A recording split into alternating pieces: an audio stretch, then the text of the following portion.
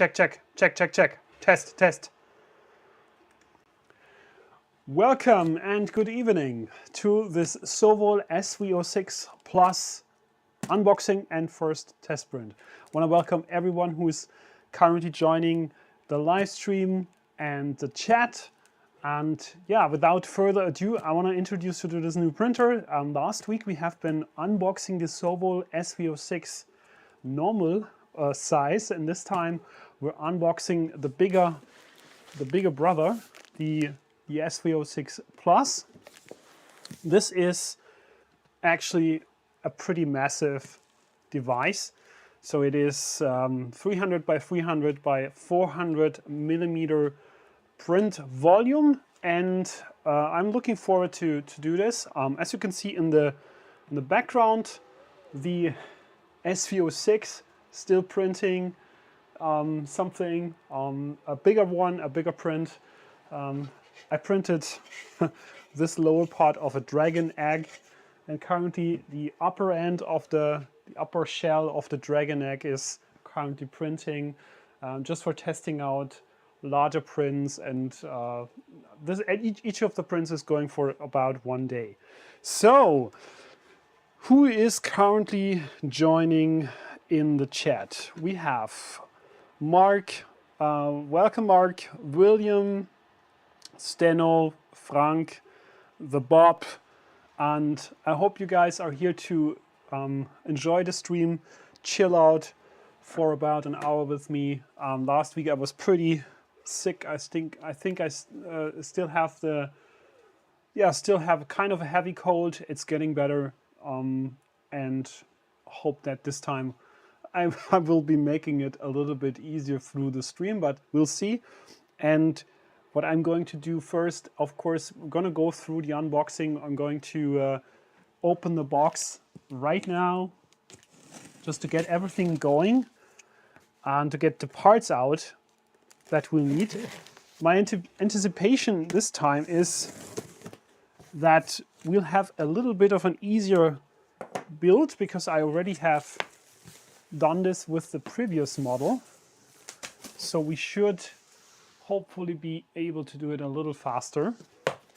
But still, I mean, this is a massive box, and we'll have a massive amount of packaging foam that we need to take care. So let's see what we have here. We have the user manual, leveling guide. Looks pretty similar to the one on the SV06. We'll take a look soon. This time we have a little more filament in the box. In the SV06 box there was just a tiny bit of sample filament, but here we have probably, it's 200 grams, so it's a little more, but still, usually what I don't use is the sample filament. Normally I just put my own filament in the printer. Here we go with the accessories and power cable. We'll take a closer look soon, and we have spool holder. And this is different from the SV06. The Plus version has a filament sensor, and the SV06 doesn't have a filament sensor, but don't worry, I have already a plan to upgrade my SV06 with a filament sensor, because I think it is the only thing that was missing on the SV06 was the filament sensor. Anything else the printer has out of the box, but you've probably seen my other videos for the Ender 3 filament sensor that cost you exactly $1, and we will apply the very same filament sensor to the SV06, and this one already has one. Now the extruder looks pretty much same as the one from the SV06. I think the only difference here is that it has a longer heating block, so it is able to melt the filament faster, or you can print faster. That's the major difference here.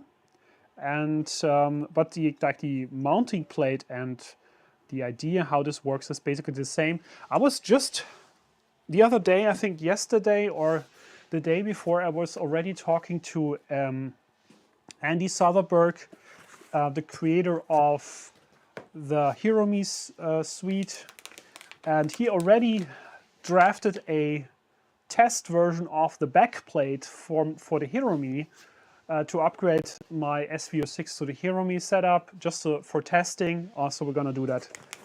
One of the next upgrades on that printer. So what do we have here? This looks like the screen. That's also a difference between the SV06 and the SV06 Plus. The difference is that it is contains a touch screen, supposedly, versus the good old 128/64 screen that we have on the SV06 with the turning knob. This one is supposed to work with the touch screen, so it's a little different, a little upgrade. And if you think about that, pretty much for the price that we paid for this printer, under 300 in the pre-order, that's a pretty decent thing to have. So let's get the rest of the things out. Stuart joined. Hey, good evening. Yeah, oh my goodness, this is a massive gantry. Pretty huge. Honestly, this is the biggest printer that I had here so far. So I think I kind of managed not to get a printer that's larger than the usual 220 size. This is my first really large printer, and this gantry, this is really, really massive. So I'm just putting things to the side for now, so we can get away, that we can get rid of the box soon. We have the power supply, and I assume that this is a little more powerful, 450 watt, versus I think we had a little less on the SV06, but we also have a bigger print bed, so we need a little more power. And then we have probably the base here, yes.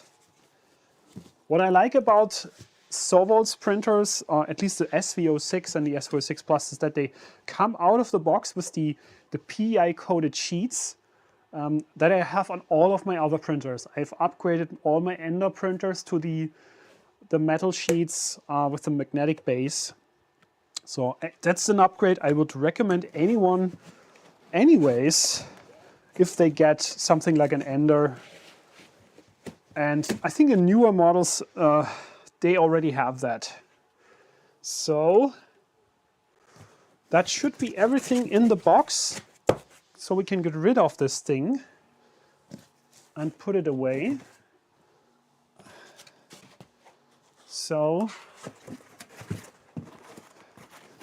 let's quickly do that so we can start building the printer.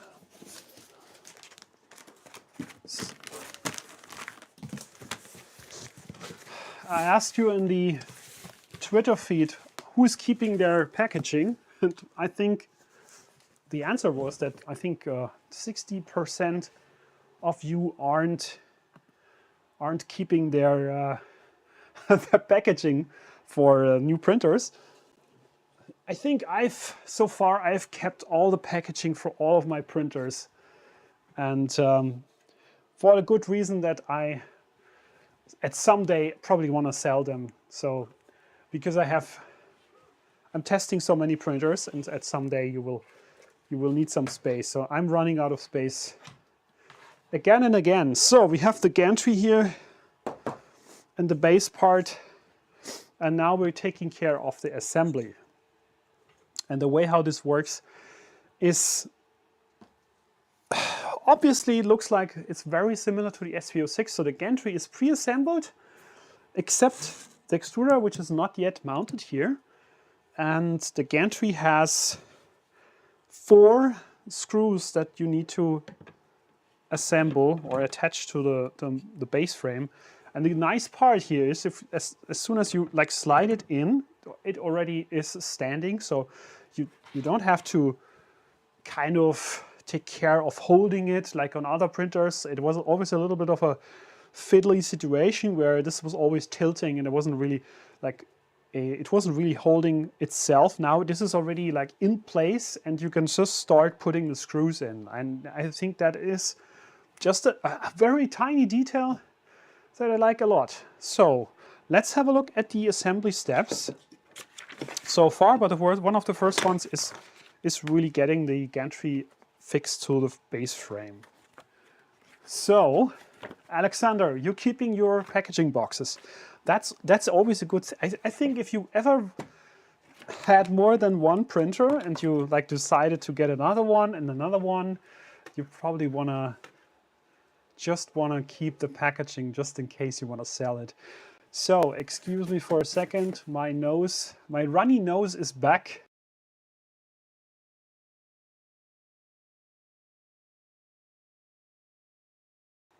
Yeah, that's gonna happen a lot, I guess. The good thing is that I'm not only having a cold, but I'm pretty allergic against pollen, and that's all coming together now. Right? It's always the same every year, every spring. Pollen allergy, and then if you're getting sick, then the combination is like terrible. Okay, so let's start with the assembly steps. If we look at the manual, I just want to show you that it is like pretty much straightforward explained. I don't know if you can see it here. Yeah, so we are starting with the gantry assembly. We're fixing it to the base, and then we do the power supply, the extruder mount, the electronics box, which is super simple to do, you will see in a second, and then screen, filament holder, and that's it. Yeah, connecting the cables and then doing the first calibration. So a few simple steps to do. And if you've seen the last stream, I was probably talking much more, that the actual assembly time was probably around 30 minutes or something, even less. So what I expect to have here is again all the screws, some tools, the usual tools, and basically all the time we get every single printer has the same clipper. So filament clipper. What I also like is the spatula that they deliver here. I mean, it's just a little one, but pretty useful, and to remove things from the print bed. I don't know what that is, probably some grease. And then we have a replacement nozzle. Let's take a closer look, because that's an interesting detail here. The nozzle is actually, it is a pretty long nozzle, and it's different than the ones on the other printer. It's longer, so you can print filament, you can print faster, and it's gonna melt the filament in the longer heating block. And that's why you need a longer nozzle, because then that's the only way how this is working, because the filament has a longer path down here and it's melting basically all the way down. And so you can push the filament faster through because it has more time to melt. And that's going to make it possible to print quite a lot faster. And that's coming by default. So that's coming out of the box. So you have this longer heat break. So next thing to do here is fixing the frame parts, the frame and the gantry. So do we have any questions? 10 minutes late and it's already built. No, it's not yet built, but we're getting there very fast. This time, because for two reasons. One reason is I've already done that last week with the smaller model, and that's why I already know what I'm doing here. And essentially, I can highly recommend, instead of using these hex drivers here, I told you last time already, I mean, these are the tools that are coming in the box. I hate them. I mean, I'm not saying that they are not working. They're working, but I am now, since I'm doing so many assemblies, using proper tools, proper screwdrivers, hex drivers, all kinds of sizes, which work much better. It's just less of a hassle, so much easier. Highly recommended to get these kind of tools if you're assembling printers, if you're working on things like this. So you see, it is just so much easier and faster to do. So we have 4 screws that come from the side into the frame, and I'm not tightening them too much, just hand tightening. So we have these 4 coming from the side. That should be the first thing to do.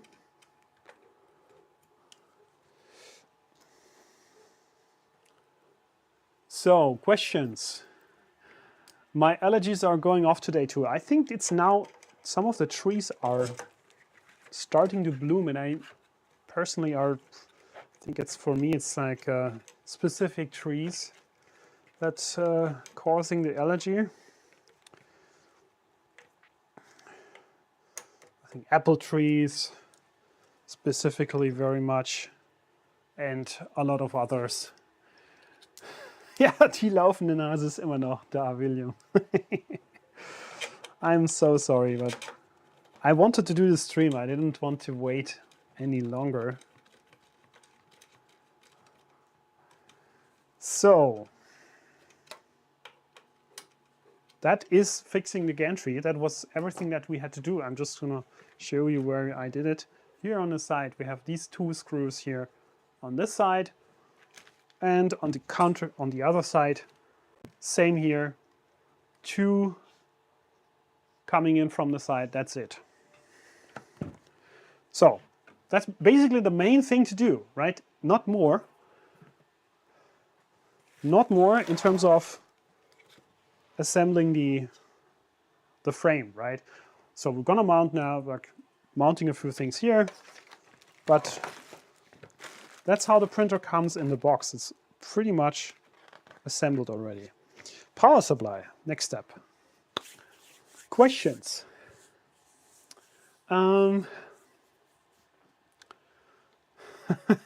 Yeah, I was actually looking forward to do this. Yeah, the picture on Twitter was pretty much accurate. Just trying to figure which screws I'm gonna use. M420. I was really anticipating this because this is the first really big printer that I'm building, and I don't want to set expectations too high, but I think that this printer will be useful for some of my projects. I always have, like, if I'm getting something like this new printer, I always have a good reason to do it. Most of the time I have a project coming that requires something, and that's one of the reasons. Now what I want to show you here, let me bring this camera into position. Just a second. So we have the power supply, which is I'm gonna do this first because this is otherwise dangling around. So I want to fix it here. So this is coming here. It has just these 2 mounting slots.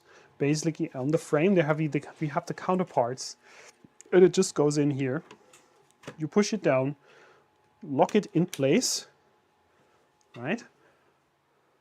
And you probably, I'm gonna make it a little brighter, so do it one more time for you. So it is pretty easy. Just push it on, push it down, lock it. That's it, right? That's how you fix the electronics box. So we have it out of the way. And the other thing to do here is mounting the power supply. Has 2 mounting screws. Simply coming in here from the front, and I'm gonna start with the top. Number 1.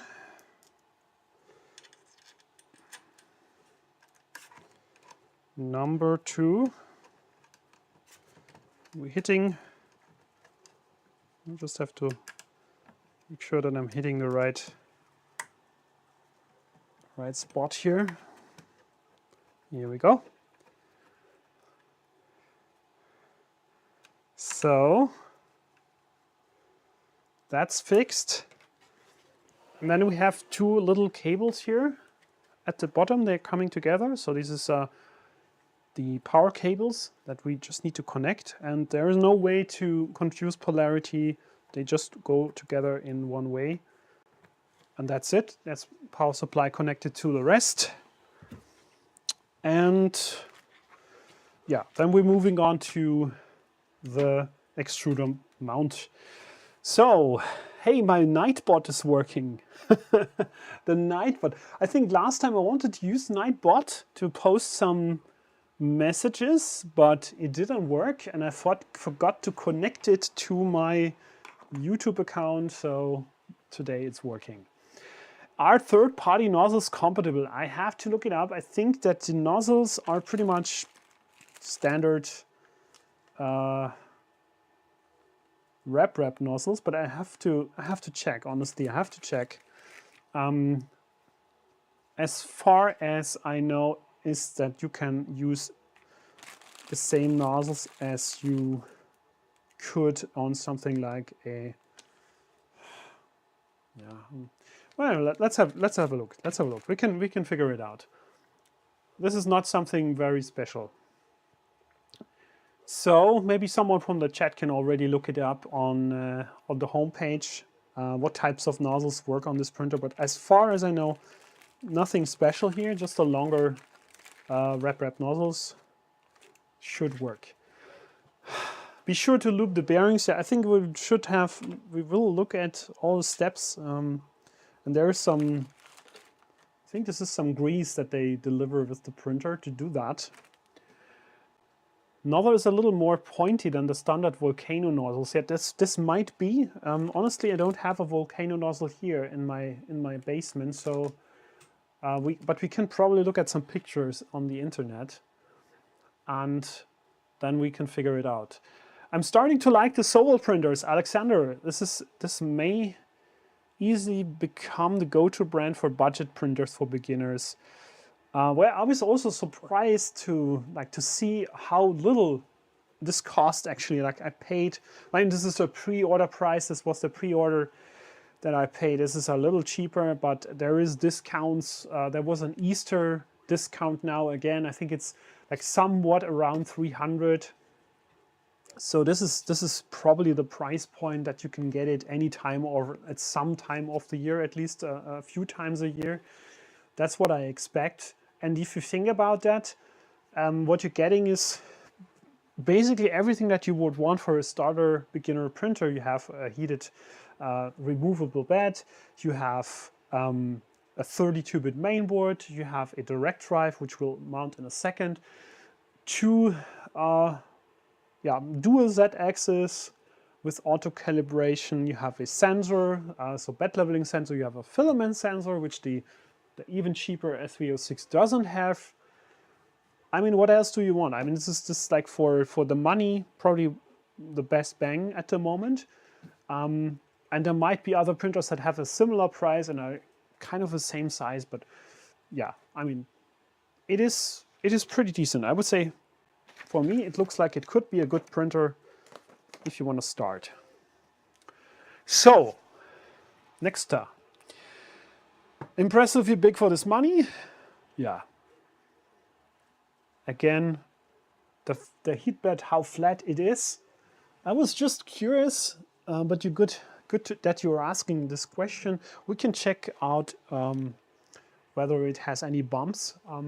Just need the right tool for that, but we can get it in a second. The thing is, there is no bed leveling screws on these printers anymore, so no bed leveling knobs, right?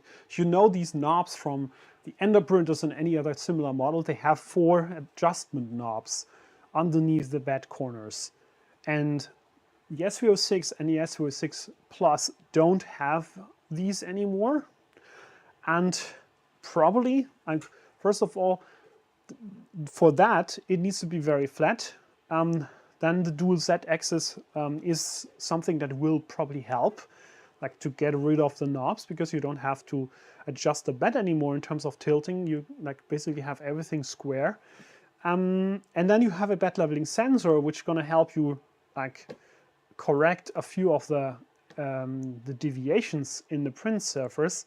And Prusa printers also don't have any bed leveling knobs anymore, and I'm planning to do, at least I'm planning to replace the bed leveling knobs on my Ender printers with rubber bumpers, so they are pretty much fixed. So I'm not gonna, after that, I'm not going to adjust my Ender 3 beds anymore with these leveling knobs. I'm just gonna tighten everything up, and then that's it. That should be working. So there was a video already from, I think it was Teaching Tech. Is the time for bed leveling over? Probably the answer has been given already. So, no third-party nozzles yet. They will have hardened ones April. So that was the answer I was looking for. I didn't check that yet. So I'm pretty sure that on AliExpress, very soon you will find all kinds of replacement nozzles. You will probably have all kinds of alternatives coming for cheap, no question.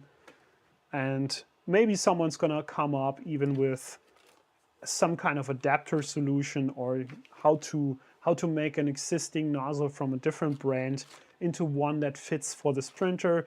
As we've seen for Bamboo Lab, people cutting off nozzles and trimming them down to fit on the adapter for the Bamboo. That is actually also a third-party thing, so I think that's gonna be happening quite soon. As everything, always people come up with solutions for that. So, hello Santor the camper from Denmark. Hey Mediaman, hey. Wayne already clipperized his SV06 PLUS. That was the weekend project, yeah. I'm not that far yet here. The nozzles is not standard, they're longer than the Volcano, yeah. Thanks for making sure, checking out.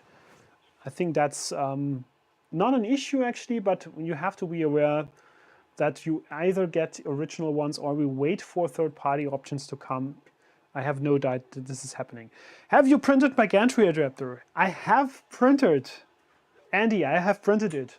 I didn't attach it yet, but I have already printed it. So I'm gonna test it out on the SV06 ASAP, because then I can give you feedback. Andy was nice enough to already design from the GitHub, from the original GitHub page where you can get the SV06 designs. He was able to design an adapter plate for the Hiromi in a few hours, I guess, very quickly.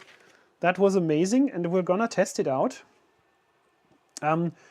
Andy, this one is a little different. On the SV06 PLUS, it is a larger heating block. Basically, it's just higher.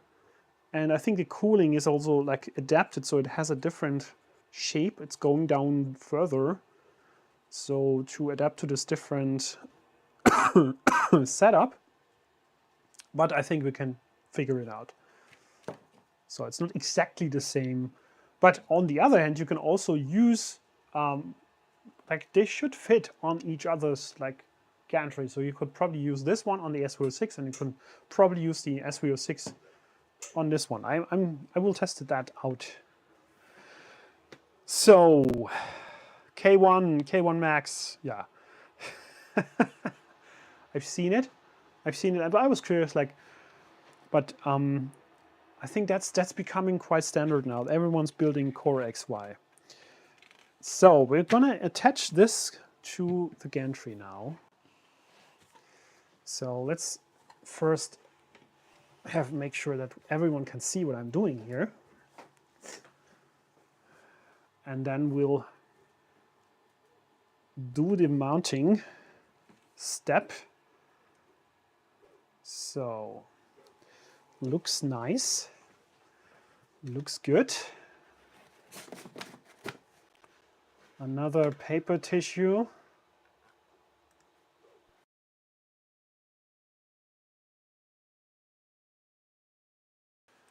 So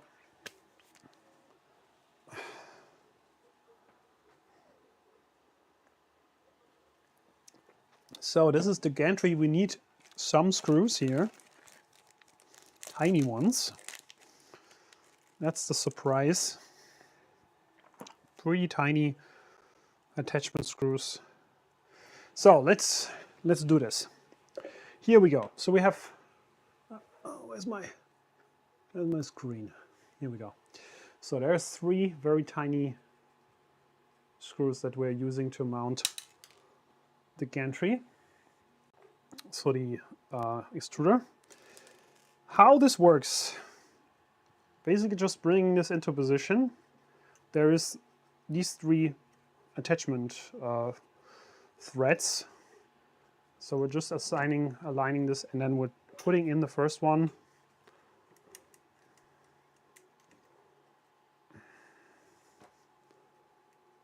Use the screwdriver number 1. Number 2.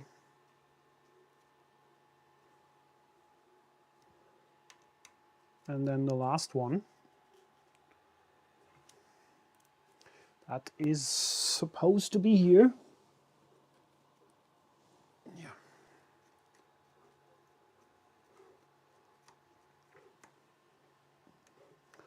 I just have to find the right position. That's good. Okay, so that's how you mount the extruder to the gantry. And it is pretty much everything that you need to do to attach it. You can like replace it if we have some issues. If you have a replacement, let's say something is broken, you want to quickly change it, or you want to build another one with a different nozzle, and you just want to fast, just a quick swap. The only thing that you need to do is basically just detach the cable that's coming in from here, from the top, and then remove the 3 mounting screws. Well, I'm going to show you how the cable comes in. It's coming from the top, from behind, and the only thing that we need to do is push it in this connector. Push it down, and then we'll use these 2 brackets to hold it. That's it, right? And now the hot end is connected to the electronics box. Quite easy to do. So, yeah, Alexander already replaced springs on his Ender 3 with hard silicon bumpers, and I'm gonna do the same. I think that's a good plan. And I'm curious how good this works, but I assume that since this has been tested already, that it's working pretty well. How have been your experiences so far with the SV06? I can quickly, don't want to interrupt the stream too much, but I can quickly show you some results. So maybe let's just use the biggest print. This has been printed yesterday. It was, I think, 13 hours print. I've set the speed to 150%. I changed the acceleration to 1500 for some of the movements and 1000 to the default. So I increased the acceleration of the printer. I increased the speed to 150%. This came out pretty nice. So we're gonna have a look very soon. I'm gonna post more in-depth pictures and videos of this very soon. But this one printed nicely. Then we had the dragon, or nah, it's not a dragon, it's actually, what is it, like a skink, or how it's called in English. This came out pretty nice. I broke it, unfortunately, because I had it slip from the table. Now I'm gonna reprint that. Some legs came off. The Banshee, of course, the first one, I've posted the pictures already. Came out pretty nice. So far, going good. One of the next things, I will print some of my computer cases just for testing on this printer. So some of these body parts here. So the bigger ones. This one, for example, this has been printed on the Bamble Lab It's a pretty challenging print, believe it or not. It is just basically just a tube, but the thing is, the challenge is that you don't have any gaps here, that you're not having any on the extrusion, and that it is like pretty much very stable. And that's the challenging part. And with this dragon egg, I saw some issues already, which I have to figure out where this is coming from. It had some little, you can't see this right now, but there's some very tiny, yeah, maybe under extrusion points, some of the places, and I want to figure out why that is. Because it could have been the print speed, could have been the temperature of the material, but I'm going to figure that out. So far, nothing went wrong with these two bigger ones. So what else to do is electronics box we did already fix to the gantry. That's already done. The filament mount, filament holder comes next. Silicon bumpers are awesome. Yeah, I'm gonna figure that out. I will pretty much see it very soon, hopefully. Media Man, thanks for the plug. I've almost have completed an extruder mount to use the stock SV06 extruder on the Hero Me Gen 7. That was one of my questions. Like, how does this, like, how can I reuse most of the parts from this extrusion system on the Hero Me to get a little better cooling and to be able to play around with different hot ends and stuff. What I like very much is this kind of cable attachment or this base plate where you can, theoretically in the future, we could replace, like we can build different hot ends with different nozzles and different heating systems, or we could probably build something like the Revo upgrade and just have it as one unit so we can easily replace the whole thing. What I would love to see from SOVOL, instead of having to buy the whole thing, which is currently about 50 bucks to get the whole extruder, you cannot currently buy just the base plate, which is the electronics connector plate. If they would make this available as a separate single part for, I don't know, 10 bucks maybe, I would probably get a few ones and build custom hot end setups. That would be, yeah, that would be awesome. But now you're not finding that on the store yet. So to get a second plate just to play around with a different setup, you need to buy a complete hot end setup, which is a little expensive. I still did it just for like the sake of testing that stuff out, but normally you wouldn't probably not do that. Just for, I mean, we would have some spare parts, but that's the good thing. But most of you will probably not want to do that. So we have the filament holder. What I am missing, yeah, here we go. So let's attach this to the frame.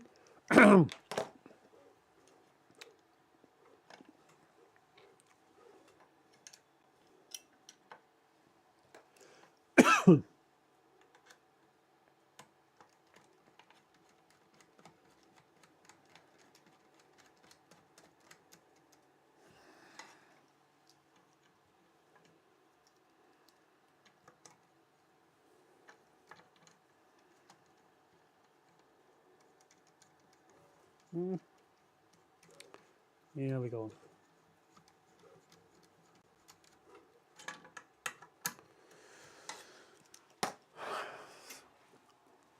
How's it looking in the chat?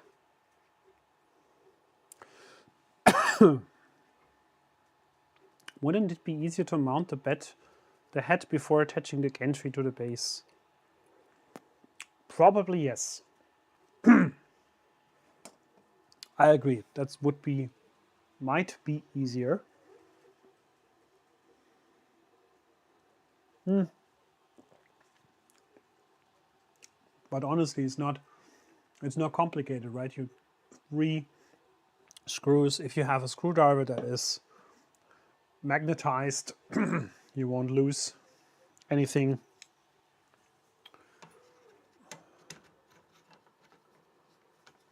Okay. So the filament holder in place.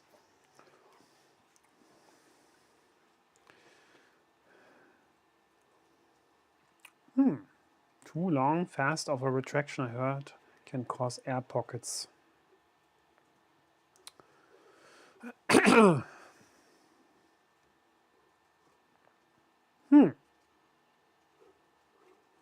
Stano has the problem that his bed of the SVO2 is incredibly bent. Well, I heard this from other printers too, so this is manufacturing problems most of the time. You some bumps on the surface and you basically have to replace it. We can figure that out. Get my ruler from the workshop in a second. Remind me if I forget about that. The retraction settings on the SV06, by the way, because Mike Jones was mentioning that they have put explicit instructions in the guide here. Just a few words on that, but that's already mentioned here, that you have to turn down the retraction, or you should use something like 0.5 millimeter.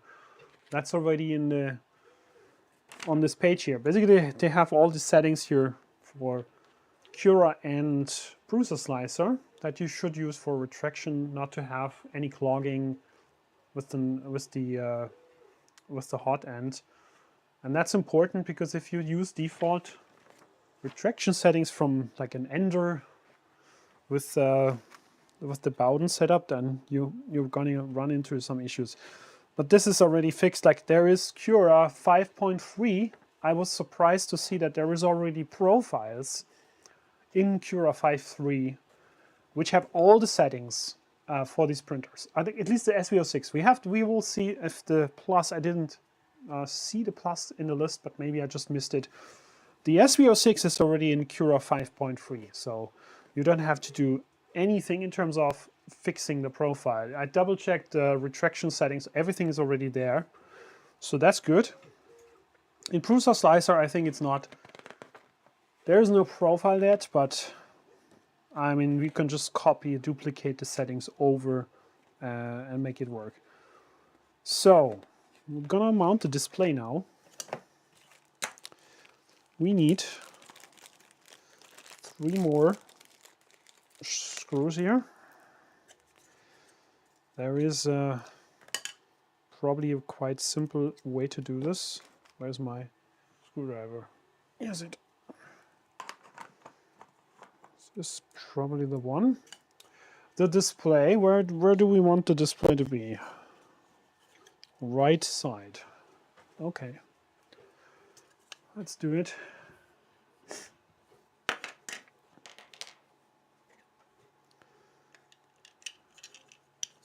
Yeah, we have 3 defined mounting positions. No questions left here.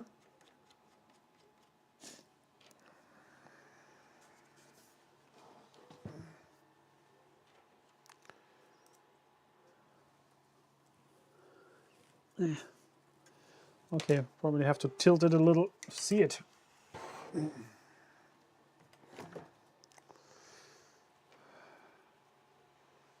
So, hope I'm not breaking anything. So, do we see this? Probably the wrong camera. Here we go. So, here we go. So there's 3 points where we are attaching the screen. Just have to hit the right position. That's it.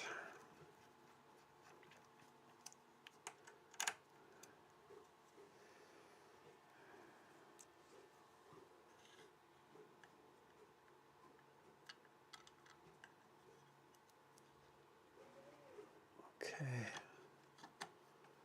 Good, already there. So the screen is basically just has one connector. Right, so we can use this cable that's coming here. Where is it? This is the screen cable already coming from underneath the frame. We just plug it into the backside here, backside connector, and then we can slide the screen on.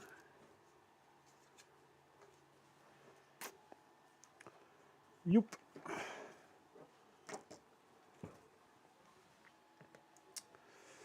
Good. So, almost there.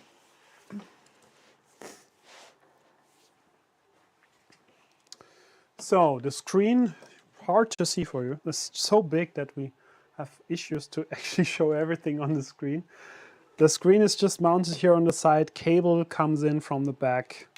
We can remove the cover. Well, that was very clever to have it underneath the plastic frame. So it's not easy to remove. Oh my goodness. Hopefully we can get everything out. I don't want to have anything left here. Not so much. Ah, my goodness. Okay. That wasn't so nice, actually. So here you can see we have some plastic left here. But I mean, what we can do, probably can just release the mounting screws off the cover a little bit. So it should be a little easier now. Is it?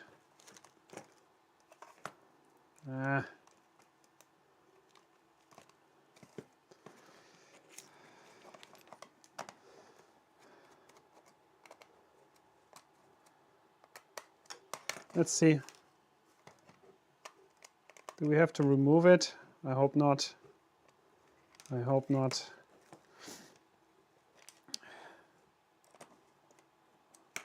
So someone wanted to be 100% sure that... Okay, now it works. Okay. So releasing the screws helped. That wasn't in the manual. So, attaching it back. Good. Looking great. Let's have a look at the chat. What's going on? What's going on in the chat?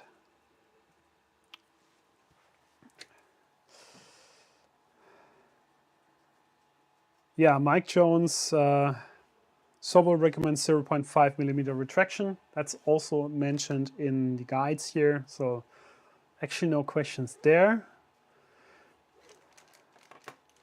Steno,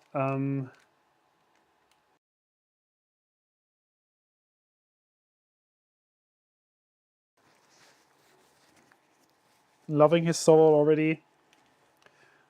Hello from Texas. Ben Brady. Howdy, howdy.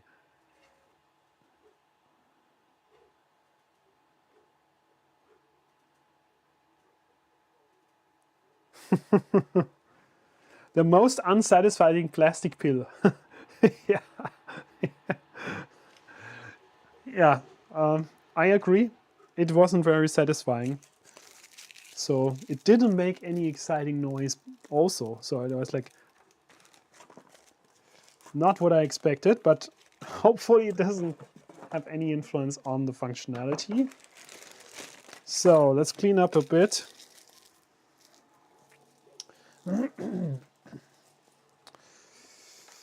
What else do we need? What's left? I think the only thing left now is to do the cable connections, if I'm not wrong. So we assembled basically everything now. So you need to connect some of the cables. So the Y-axis motor is connected. We have the two Z-axis connectors left. One is here. This is number 1.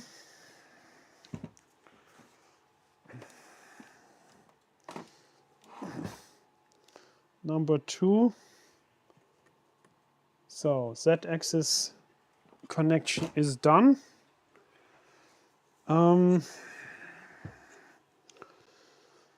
Then we have, I think this is the cable for the X motor.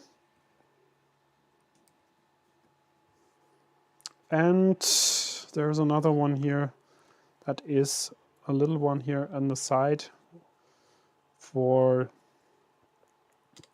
the filament sensor. So the filament sensor's cable is fixed here on the top of the frame, just with some tape. So we are going to connect it to the sensor. Just making sure just the orientation is good.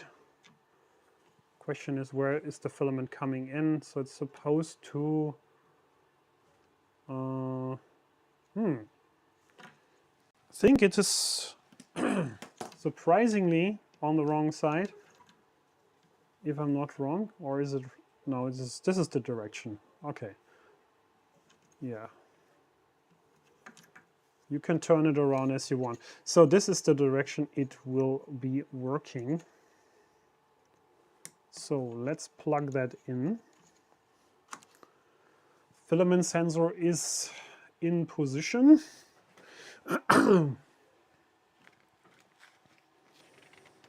So double checking. So we did all these connections: touchscreen connection, Z motor, X motor, Z motor 2, Y motor was already connected. Power supply was connected. Now filament sensor, extruder connected. That's it. We should be done. Assembly done in roughly, unboxing and assembly in roughly under an hour. Not so bad.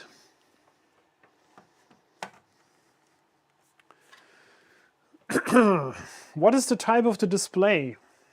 That is, yeah, actually that's a good question, because as you know, me and my channel, we've done a lot of Marlin firmware upgrades on printers, and one of the biggest blockers for the Marlin upgrade on the Ender 3V2 with this custom G-Gus display, as I think it's called G-Gus display.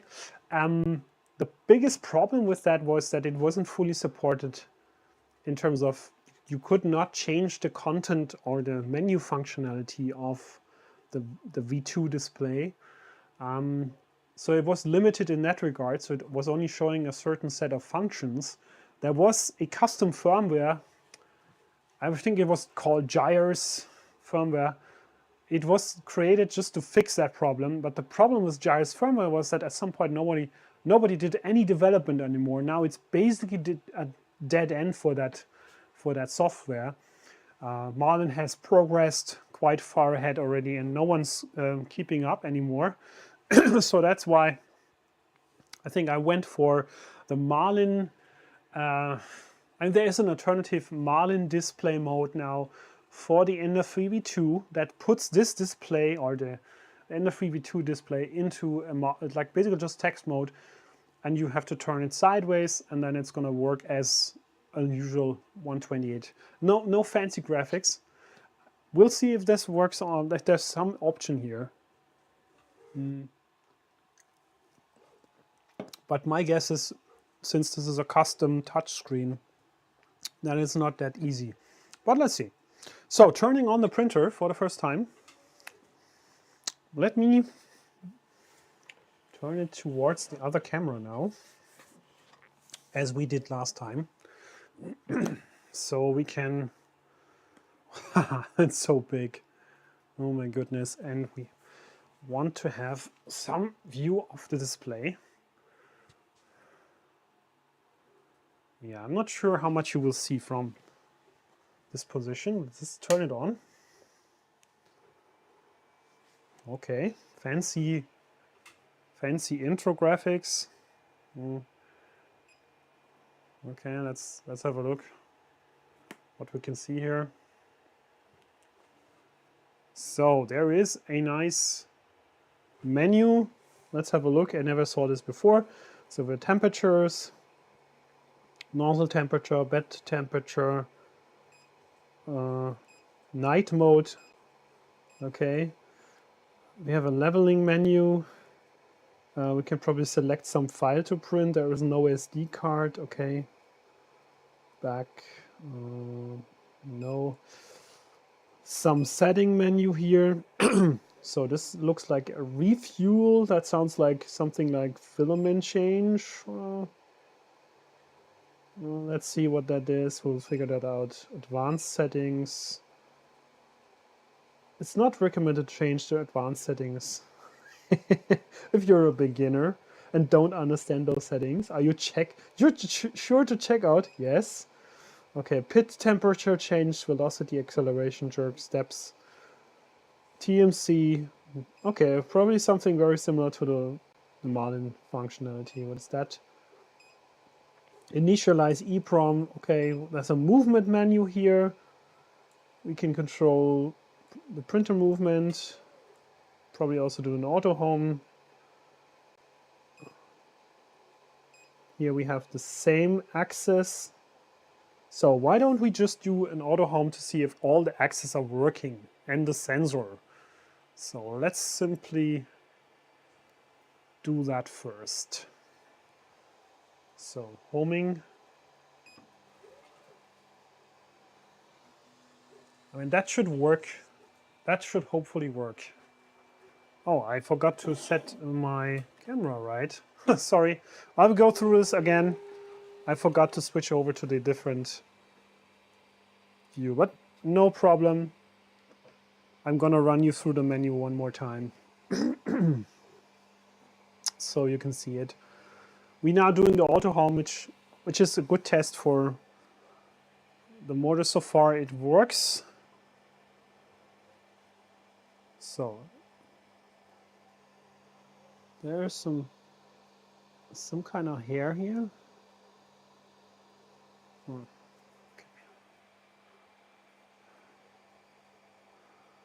Plastic.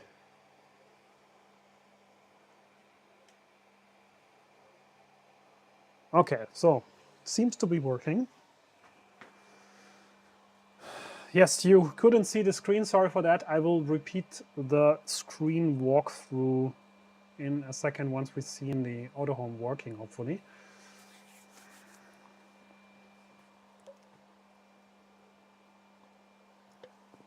In the meanwhile, I'm getting some filament. So we can do an initial benchy.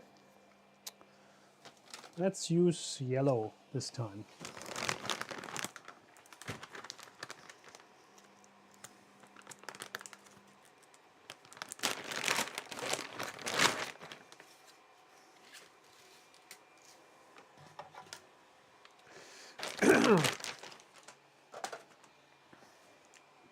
Okay, auto homing did work. So I will do the menu walkthrough one more time, showing you what's in the menu. Here we go. So this is the starting screen. So we have an overview of temperature, so nozzle temperature, bed temperature. There's a leveling menu. We'll have a look what that is exactly in a second. Here we can select a print file. And then we have this movement menu, like where you control the axis, moving up and down, homing. And then we have a setting menu where we can, I think refuel means something like filament change. We'll figure out in a second. Advanced settings is for advanced use. You can set all kinds of temperature, pit, velocity, acceleration, jerk, steps, K advanced, so for like oh sorry, so K values here, TMC driver values, probably at current, sensorless homing. So there's all kinds of settings that are very similar to what you see in Marlin. We can store our settings here. We can get some printer information, which is the Marlin firmware version we'll see here, 2092, so that's not too old. We have a way to initialize the EEPROM, yeah, if you want to reset everything. And refueling, I was just curious what that is. Retreat feed, I'm not sure if we have actually some kind of a... Do we have a filament change menu? No. No, I was expecting something like a calibration. In the calibration menu I was expecting something, but not. It's just doing an auto home and probably doing some kind of bed leveling. But we have to figure out how to do the filament change, because on the SV06 we actually have a filament change. So here we can probably do the bed leveling. We'll do that in a second. But I'm curious, is there no filament change menu? Seems not. Or it's maybe working differently. So we have retreat and feed, but here it is about feeding filament manually. I actually don't want to do that. I was more hoping for a filament change function. There must have, or it must have something in terms of a filament change, because it has a sensor. So if it has a filament change sensor, it should also have a filament change menu, but I can't see it. Honestly, I mean, there's no way, there's no scrolling here.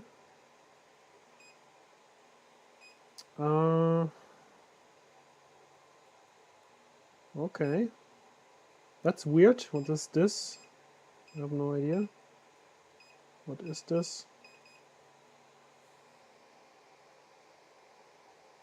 Who knows? Probably the motors are turned off now, so yeah.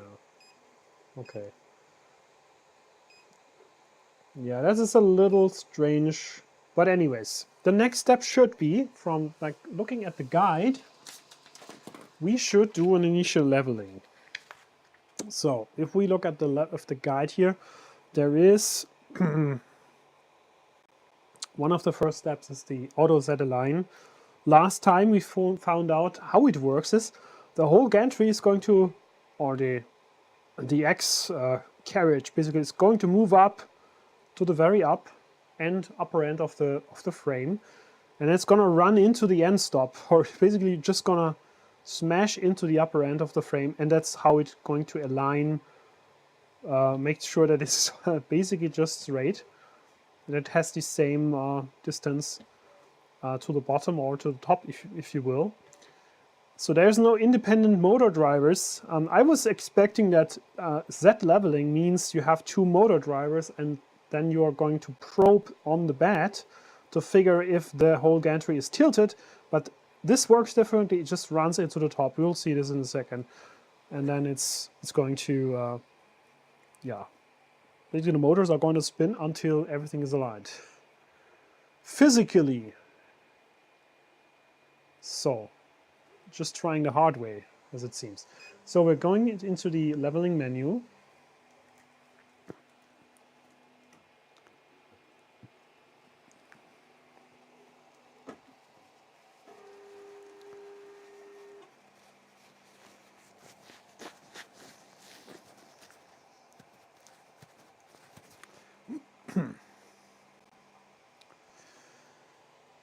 So the first thing I'm going to select is Auto Set Align, and what you can see now, it is moving the whole thing up, and when it reaches the top, it's probably gonna make some weird noises, so nothing to be afraid of, but that's how it aligns both ends, so they have the same distance from the bottom and, like, if you, in this case, from the top.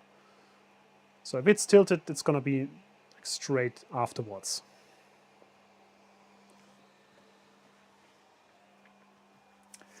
How loud is it? Well, what I can hear so far is the power supply fan makes some noise. currently running. There is a electronics case fan which is currently not running. So I'd say, yeah, it is not very silent. In terms of the loudest part is now the power supply fan. But we also have the SV06 running in the background, which also makes some noise. So it's hard to say, is it loud? But as I would say it's not really silent. Average noise level, what I'm used from other printers.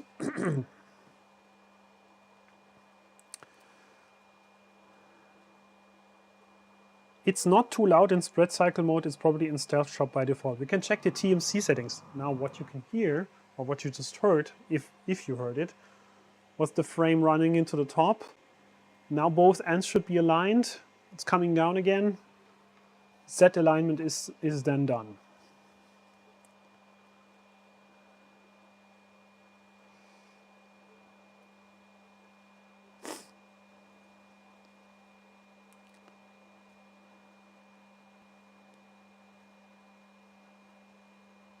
Zombie Hedgehog says it's not perfectly aligned after this procedure. We can double check that. Well, so far I just used it on the SV06. I think there's always like perfection is probably the enemy of the good. So far I had no issues with the SV06 like being any kind of misaligned or something. That worked fine for me, and we'll see if this printer just like, I'm simulating the most unexperienced person in the room, right? I have some experience now, and I'm not trying to skip some things or be more clever in any way. I'm just trying to use it as it comes, and that's why I'm not going to like do anything else that is mentioned in the manual for now, at least, so we can start printing ASAP. So after doing the Z leveling, we need a sheet of paper, as we always have to do it, and we'll put in the paper in between the nozzle and the heated bed. So what we can do now,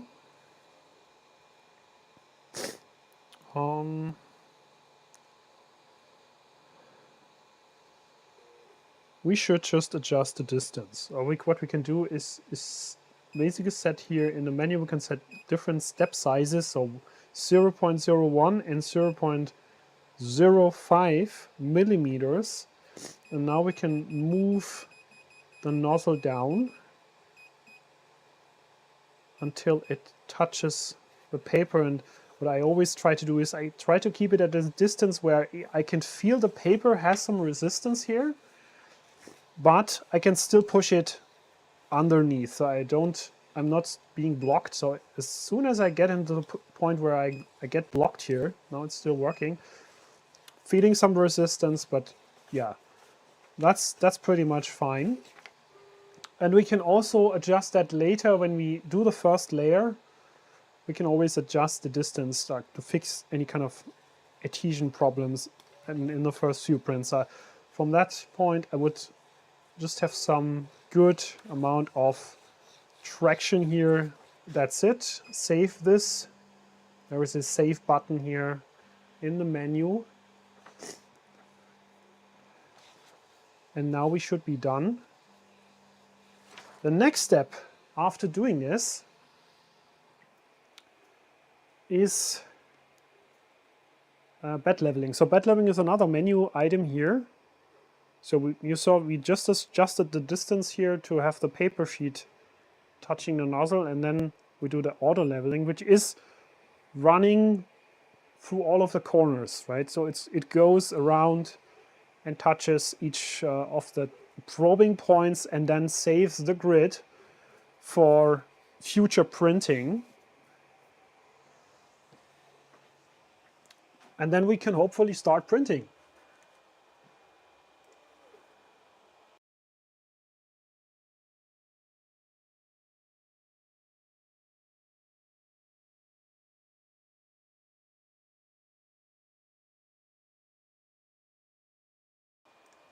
Let's see. yeah, we can figure out the bed mesh. Hopefully there is a function in this display menu. So I'm curious if there is any way to see the mesh and the points and like how much they deviate. So we'll double check that.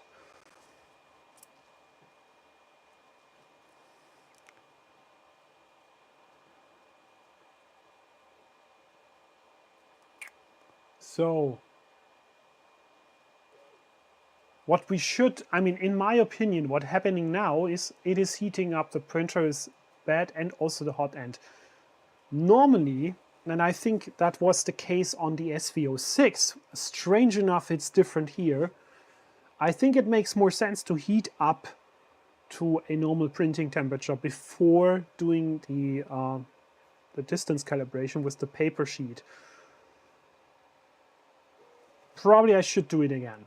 Probably I will repeat it after this step, just to be 100% sure that I've got it set right. But I mean, we also can do it later while doing the first print, just to see if the first layer sticks well enough or not.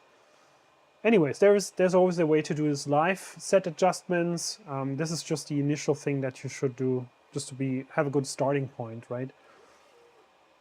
So, Zombie Hedgehog, if you want to post your channel name, I think posting links is not possible. So post your name. Just post the channel name if you have a YouTube channel that you want to mention. Alexander is asking, is this the same display as on the Ender 3v2? Well, it could be that it is similar, but the Ender 3v2 doesn't have a touch screen first, and it has a turning knob to actually use the menu, which is a bit weird, because why would you want a graphical display with things that, like with buttons that look like touchable buttons, and then you don't have a touch screen?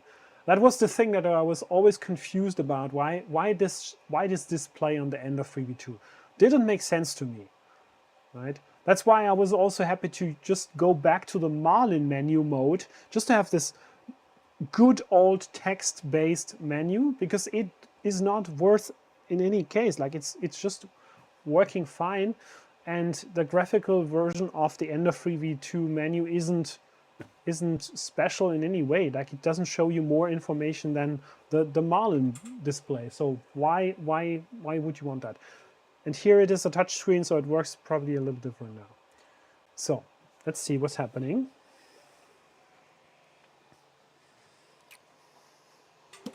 Still heating up.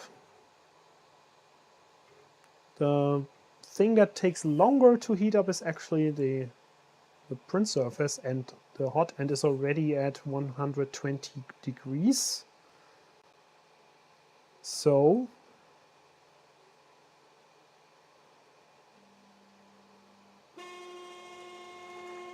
that was a little bit of a louder movement. And now it's probing through the points. So let's see how many points it's going for.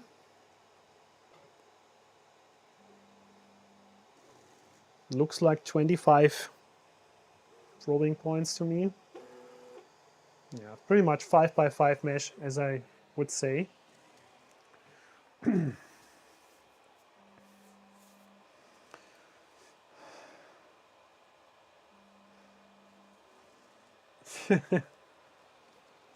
Currently using pages from the manual to try and flatten the bed. I mean, there's other ways to do it. There is guides to just use stickers, right? You can put stickers underneath the magnetic surface to adjust differences in the height, right? So you basically put the stickers on the magnetic surface, and then you use the leveling mesh to find the points, and then decide like how thick of a correction you need to make. Then you put a sticker on the magnetic surface, put the sheet back on, do another probing, and if it has like, and then you're gonna fix these different probing points.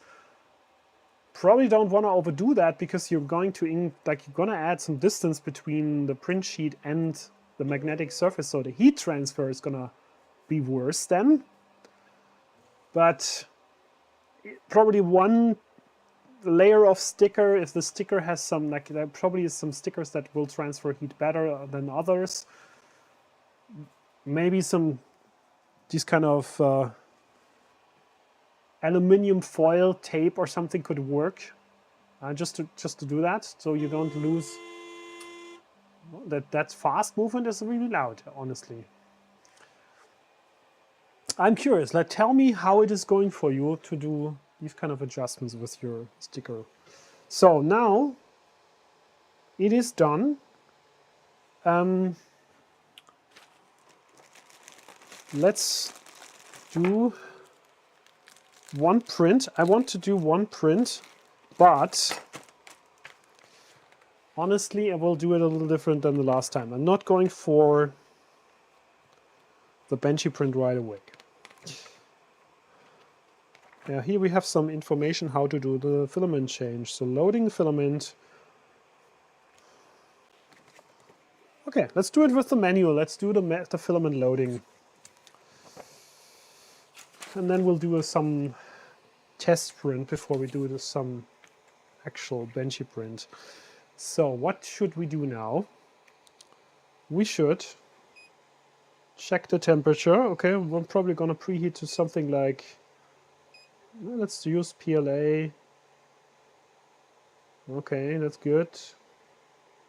There's a PLA menu here which you can hit.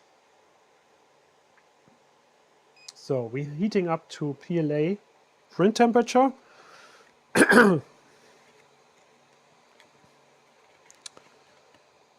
Then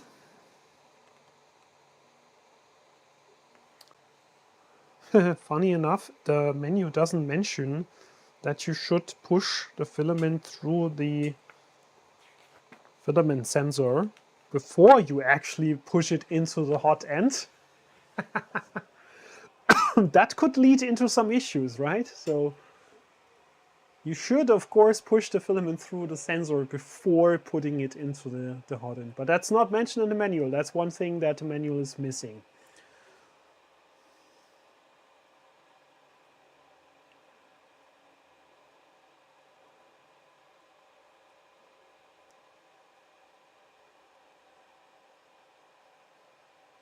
Okay, so hot end is heating up. We have reached the temperatures here. So what's the next thing? What do they tell us here in the manual? I know that I will insert the filament first into the sensor. I'm just going to do that. We're going to push that through. I'll probably have to cut it a little bit so it's more a tippy end. A little angled. So, I don't know if you can see this. No, you can't. So here we have the filament, the sensor is right here. So we are pushing the filament through the sensor first. That's the first step. So then we are going here, push it into the hot end. Okay, good. What now? Unlock the motor. Okay, what they are doing is they are using the knob here to push it in. I mean, that's also one way to do it. So we're going into the movement menu, we're turning off the motors, and then now we are trying to use the turning knob, which this printer luckily has, and we're just going to push the filament through. But we should move the nozzle up, because it's very close to the surface. So I'm moving that up.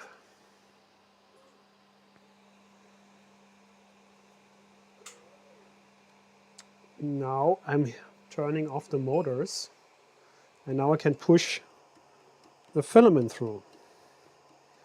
I mean, that's also a way to do it, right? So it's not automated. I wish there was a filament change menu. I mean, on the SV06 we have a filament change function for that.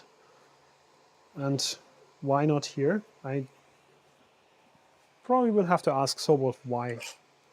And you have to know this printer is just out, so maybe they will make some changes soon.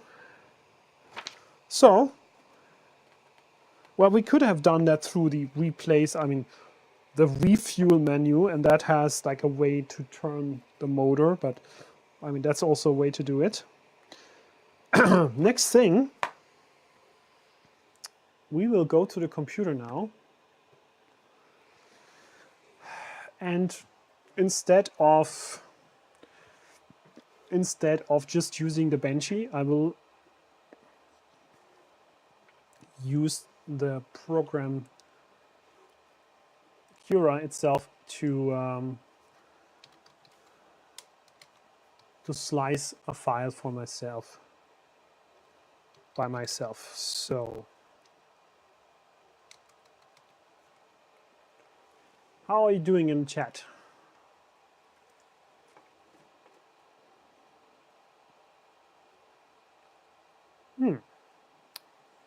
So you're chatting about warped beds. Don't forget to check bed flatness using your ruler. Yeah, let's do that. Let's get the ruler and let's figure if there is any really crazy warping going on.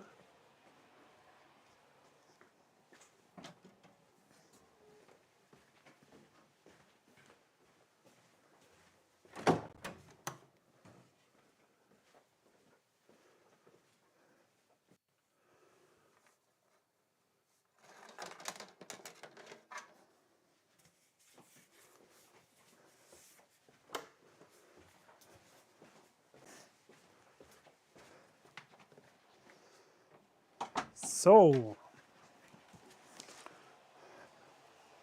I have a huge triangular ruler here that should tell me a little bit about warping. And that's pretty precise, I know that. So what I can see here, well, it's pretty flat. There might be a very small slope on the right hand side. Nothing bad. Let's check this front to back. Well, that's actually pretty much good. I mean, you can see there is this tiny bit of light coming through, but there's nothing that I would like say, okay, this is crazy. Nothing that cannot be corrected using the bed leveling. And that's pretty good to me.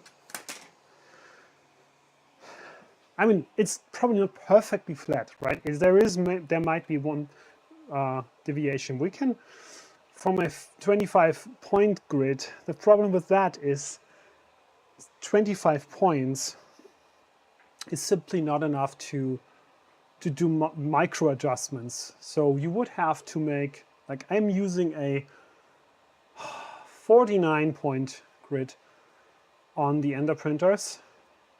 And on this kind of a big surface, I would actually go for 9 by 9. So many more. I think this 9 by 9 is probably the thing that I would go for, to have at least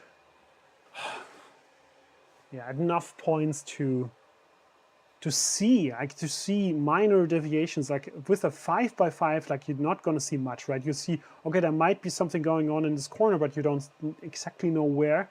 So you would need a lot more points to really figure out the exact position of the bump and then maybe do the tape fixing. But with 5 by 5 point grid, not so much. But it's not warped that, like it's not really warped, like it's very flat. Good. With that out of the way,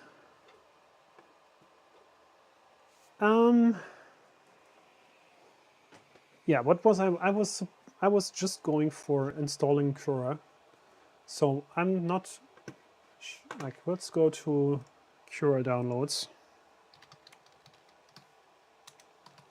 Let's get the latest version. So in the meanwhile, I'm downloading Cura to my computer.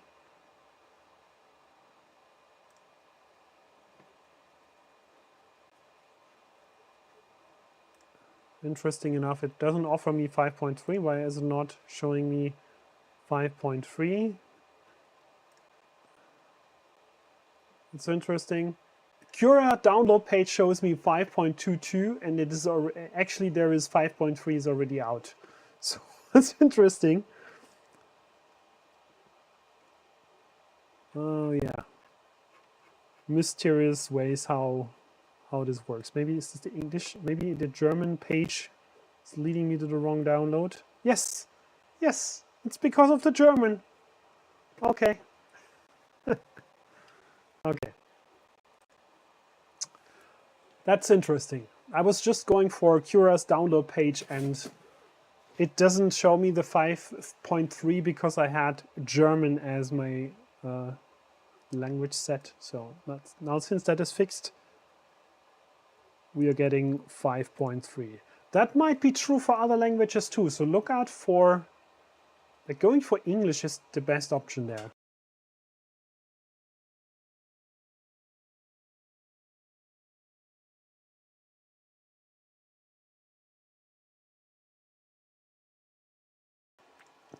Let's continue. I'm currently downloading.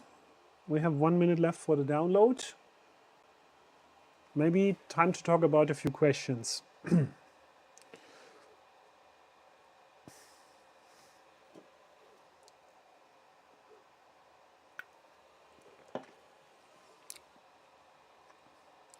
Doesn't the prusa just brought the points where the print is going to be?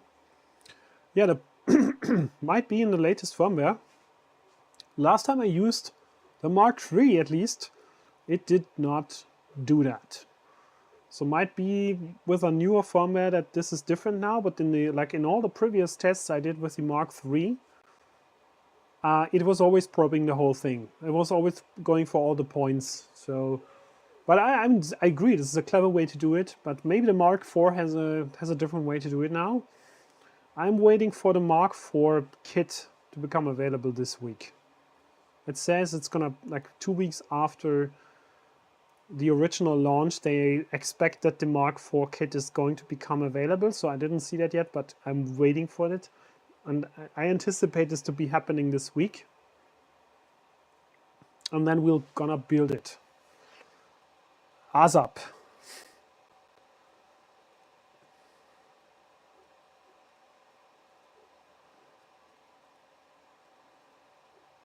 So, Cura is still downloading.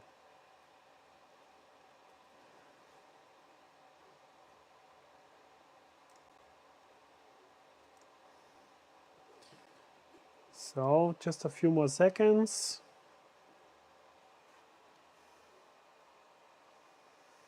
And we should be, yeah, it's almost done.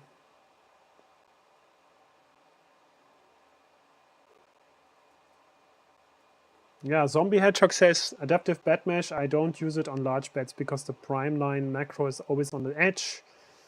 That's right. That's a good point. Open when done, yeah.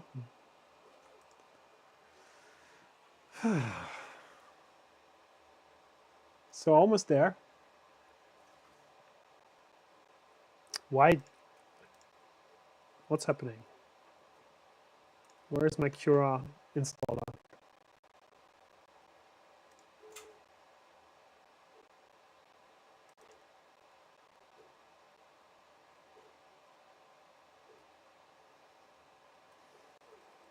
Oh my goodness.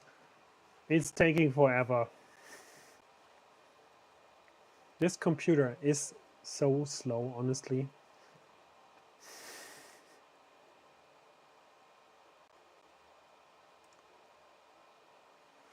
Okay, any more questions? Is the cable going into the bed? How is it mounted? Well, yeah. We can have a look at this. Take the camera. Here we go. Why is it not working, my friends? Why is it not working? Yes, come on. Is it working now? No, it's not working. Why is it not working? Elgato virtual camera, why are you not showing anything? Nobody knows that. Deactivate, activate. It's not working. It was working. It was working. Just a few minutes ago it was working. And now it's not working anymore. So I'm gonna quit the app now.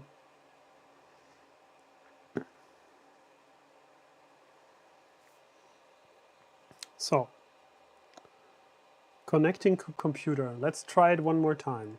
Here we go. Here we go. Some technical issues, but it's solved already. So this is the connector. It's fixed with, yeah, it's this little clamp here. Probably, it feels like there is 2 screws on the bottom that is going to fix it. That's fixing it to the bed. Doesn't look too bad to me. So we can have a few closer looks here. Let me miss that. This is the connector cable to the hot end. Electronics box.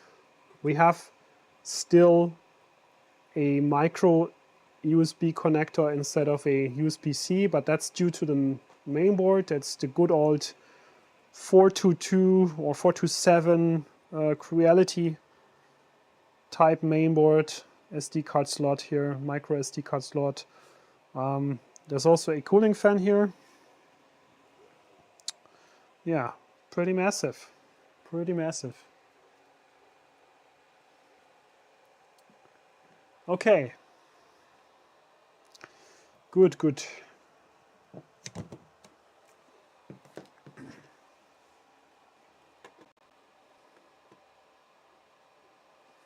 So, Prusa Ultimaker is still installing. Ultimaker 530. And I think we can now switch to the computer screen, hopefully. Yeah, let's do that. What's happening? Come on, come on, come on. Nothing is happening. Nothing is happening. My computer is so slow. It's unbearable. Just to start this little program. Takes forever.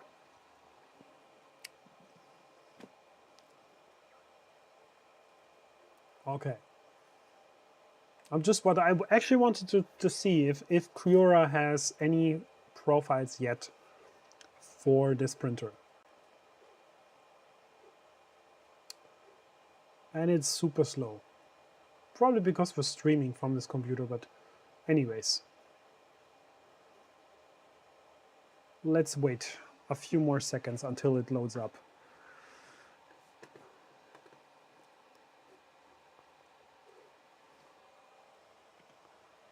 Good. When this is taking any longer, I will just do the print from the SD card, to be honest. But I want, like, let's just do that. Why don't we do that? So we're gonna put the SD card in and launch the print to see how this is working. So going into this menu, I'm gonna show it to you how this is looking like. So we have some idea how this works. So we have a select the file menu here, and we push that button. We have a Benchy here, which we can print. Why are there 4 pages? I have no idea. Lighthouse. I'm going to print the Benchy print, and it's starting.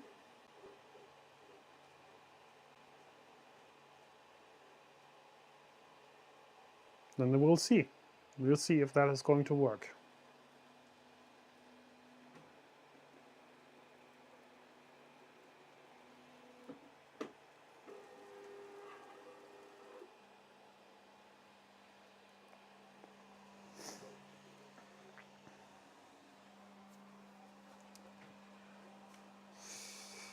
Oh yeah, Cura is slowly starting, asking me for networking permissions. Go ahead. So we'll take the camera down now so we see better what is going on.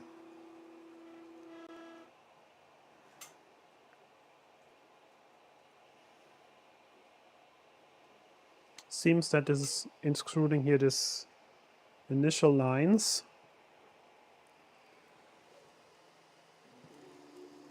Good way to check if we have the right distance. Well, it seems to be sticking well enough. I would say it's sticking good. Yeah, that's probably a good distance. Well, we can take it down now, I guess. Can we? We have some settings here. Yeah.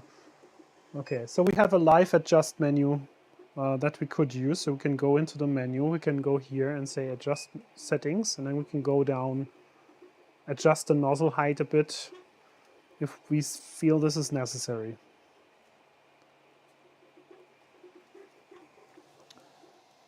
And it's putting down the first layer, which looks good so far.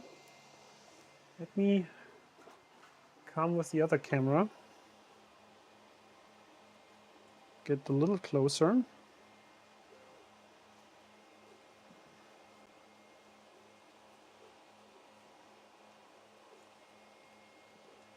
So,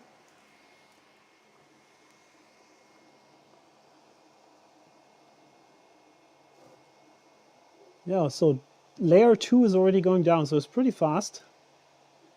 That was pretty quick. Nice.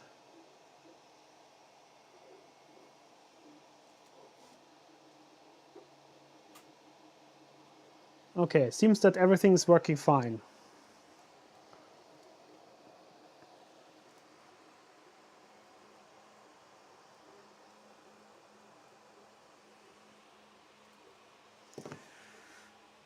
Okay, my friends. I was actually planning to slice a test grid that will cover the whole build plate. But honestly, since this is so slow now, I will just do it later to just see if there's any huge warping going on, if the bed leveling is working. So far, if we can get the Benchy printed and it sticks well, I think that's already a success, and then I can do the next step. And the other thing that I wanted to prove is whether Cura has profiles for the SOVOL printers. We can have a look now. Now it has started. So I'm going for adding a new printer into Cura, which is completely fresh. So there was no printer yet. Non-Ultimaker, and we're adding a non-networked printer, so we can have a look what is there in terms of the profiles for SOVOL. So it might be a very small font size for you. Here we go, SV06. So this is what I saw already. The SV06 is already supported, but there is not yet an SV06 PLUS profile. So I'm curious what is in the manual in terms of that. Well, they have a custom version you can download some custom Cura version from the homepage. So normally I try to avoid that, so I'm trying to avoid downloading custom Cura versions from manufacturers. I think I want to have the profile in the default version of Cura. What you can always do is you can install that custom version and then just export a project with the profile and then import the project into like the official Cura, and that should normally work. Yeah, it seems that they have a profile in this custom build, and they're probably gonna publish that to the GitHub repo of Cura very soon. I mean, I did that myself. I already added a profile for I don't remember the name of the printer, but I added a GitHub profile, or I pushed basically a change request to the GitHub profile, the GitHub repository of Cura myself, successful, that they accepted my profile. I think it was one of the... Oh, the name is gone. I'm sorry, but it worked. And that's how it's quite easy. So it is printing.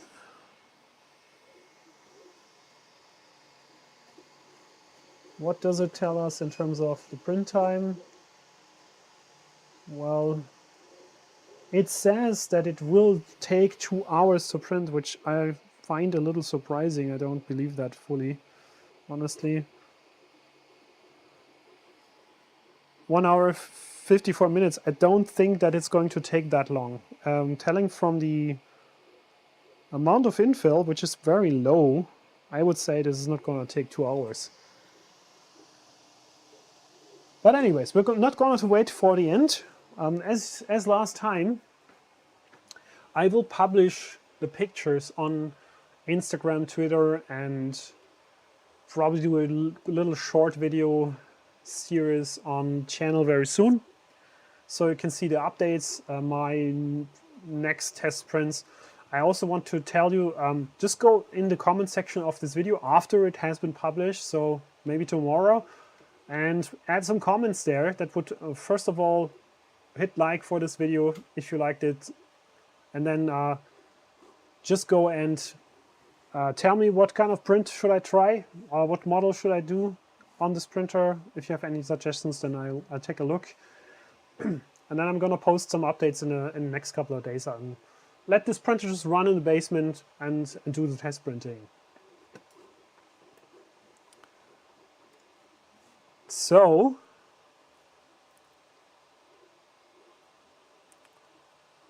layer height of the Benchy.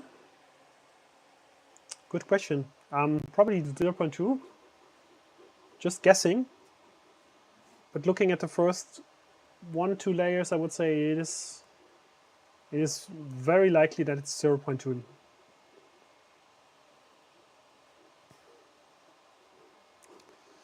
Okay, we're gonna figure out how we can get the SOVOL profile into the default Cura. Also Prusa Slicer. Anyways, I'm working on some profiles for these printers. As I told you, I've already tested out the limits, or started to test out the limits of the SOVOL SV06 in terms of print speed, acceleration. I will add some profiles for Prusa Slicer and Cura, so I can like publish them to you. So you can also, if you have this printer or you want to get this printer, you have an easy start in terms of just importing these profiles and getting a head start. Because I think that the lower like acceleration values, specifically on the SV06, are very low. It's still 500, and that's, I mean, it's a very conservative setting, and this printer can go faster, absolutely. Yeah, we'll see. We wait for it, and then we'll see what the layer height was, and we'll do other prints too. As I said, I'm testing already on the SV06 what is the speed limits and the flow limits, so I can figure the maximums for each acceleration and print speed and volumetric flow, so I can test out more bigger prints. And I'm not a big fan of using default print settings. I mean, they might be safe, but I don't want to wait so long, and normally that takes forever. If you print something large, then things will take forever on these kind of printers. Good. Another Benchy for the graveyard, yeah. Absolutely. With that, I would say let's end the stream. Let's come back with an update next couple of days. Watch out on my channel, subscribe, hit the like button, and check out my Instagram, where I'm gonna post, and also here, I'm gonna post some short videos on prints that I'm doing on these type of printers. And then we're gonna see each other next time, very soon. And I'm trying to get healthy again because I'm already losing my voice. So see you very soon. Thanks for coming. Thanks for everyone who was in the chat. Thanks for chatting with each other and me. It was fun as usual. And looking forward. So have a good night, have a good rest of the Easter Monday, and then we are off into a new work week. But the weekend is approaching quite fast. I can tell you. Okay, see you soon. See you soon. Bye bye.